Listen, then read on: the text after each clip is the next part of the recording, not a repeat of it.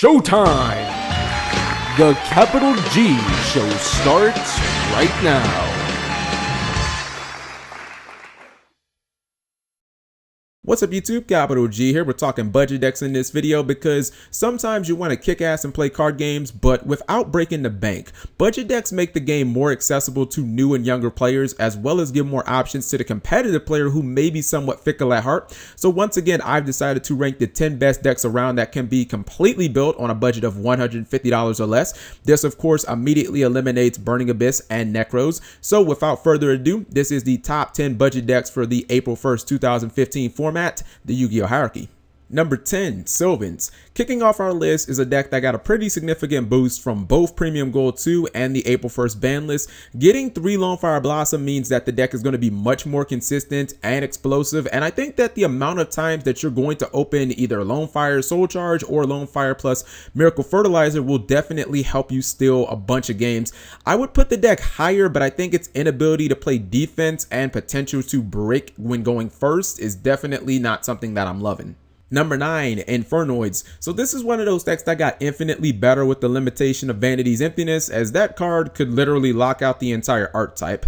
Infernoids are definitely a powerful deck, but with the potential brick hands plus Vanity's locks, it wasn't the most consistent deck out there. However, with Charge of the Light Brigade shockingly going to 2, I think that the deck becomes a lot less reliant on having to open Reasoning to really get rolling, and I still really like the DD Crow effect against Teller Knights and Burning Abyss. Number 8, Gladiator Beast. Anyone thinking that Bestiary being back at 3 means the deck is going to be all about Grisarius spam is sadly mistaken.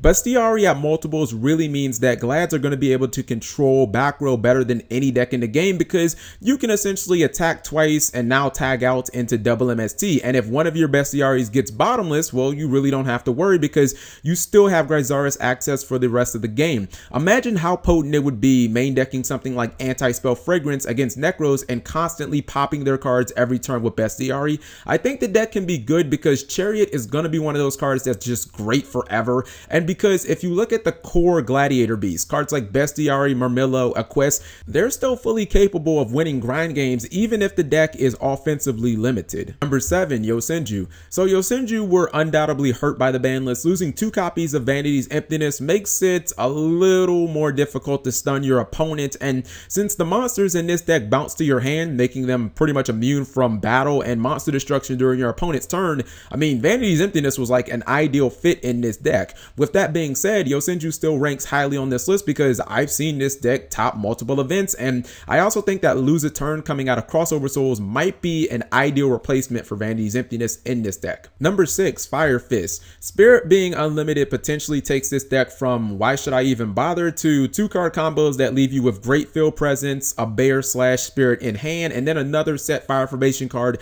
just waiting to be used. The deck is finally able to consistently drop Spirit turn after turn, abuse the hell out of Rekindling, and literally give no fucks about countermeasures such as the Genlock and Vanity's Emptiness, because the level 4 Fire Fist, Baron Gorilla pretty much take care of those things.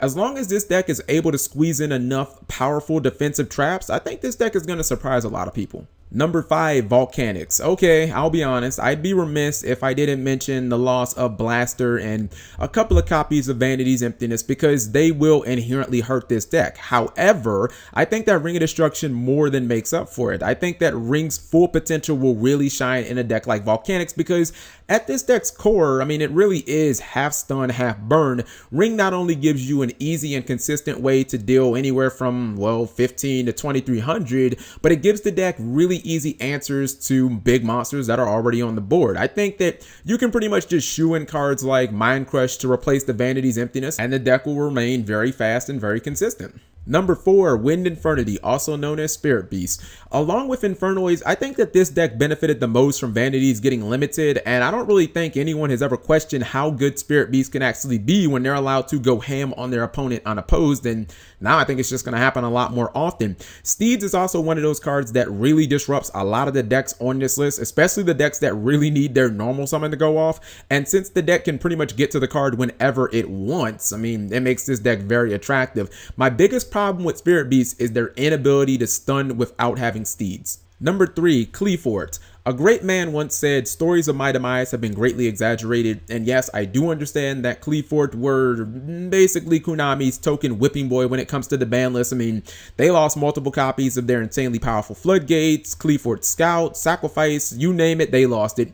But the deck does have Recreate at its disposal, which is searchable, and if you're really smart, even though it's not as good as Skill Drain, you can bounce this card multiple times with Stealth for multiple uses. Also, did 99% of people forget that this deck also can run Cleefort Towers? Because I'm pretty sure most competitive decks only run about 1 out, if that, to the card, and I think that that card's probably going to become staple now. Number 2, Shaddolls. So our current version in the TCG of Dolls is pretty much the antithesis of what it is in the OCG. Not only does the deck have every card at 3, but with the addition of the Star Sereps, the deck can arguably get a lot better. And I'll say this, it's a big if, but if this deck gets noted next month, its potential goes through the roof. Lilith becomes ridiculously easy to summon, and your Necros matchup goes from nightmare to cakewalk. Honorable mentions include Madoche, Lightsworn, and Blackwings, and finally number 1, Surteller Knights.